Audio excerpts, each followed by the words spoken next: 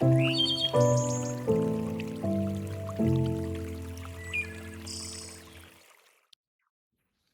name is Pepper Trail. I live in Ashland, Oregon, and I'll be reading my poem, The Ash. When the pandemic began, I wrote quite a few pandemic poems, many of which were very directly related to the disease and its impacts.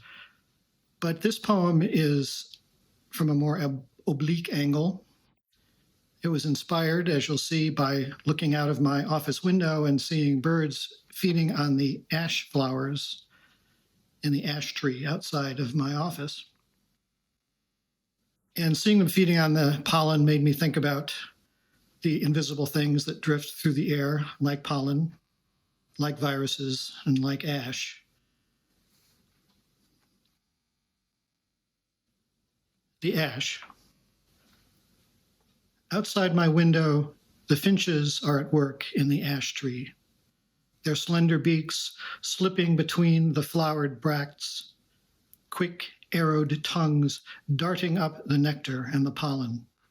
Then, exhilarated with a flash of yellow-striped wings, gone. What is the taste of the flowers of ash, their vital emanation?